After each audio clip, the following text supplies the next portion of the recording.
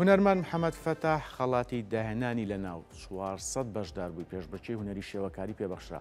ئەم پێشبڕکێیە بە شێوازی ئۆنلاین لە گۆڤاری کۆنکۆرسی ئیتاڵی ساڵانە ئەنجامی دەدا.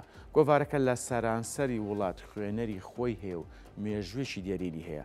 ڕۆژی 12 لە هۆڵی مۆلیناری لەلایەن بەڕێوەبەری گشتی گۆڤارەکە خەڵاتەکان ئاشکراکران.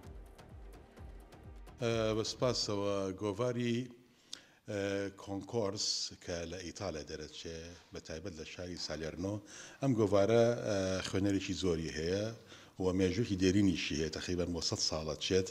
ئەم بۆ گەشتدان بە گۆڤارەکان ساڵانە پێشبڕکێشی هونەری ساز ئەەکەن کە لە زمانیانە پێشبڕکێشی هونەری شێوەکاریە. بۆ ئەم ساڵ 400 هونەرمەند شۆلیس کرا بۆ ئەوەی کارەکانیان سیر بکرێت لایەن لێژنەیەشی پسپۆرەوە. خۆشببختانە لەناو ئەو 400 هونەرمەندە بەندە با بڵین خەڵاتی داهێنانمان بەرکەوت کە ئەمە دەستکەوتێکی گەورەیە بۆ هونەرمەندێکی کورد لە ناو هونەرمەندانی جیهاندا.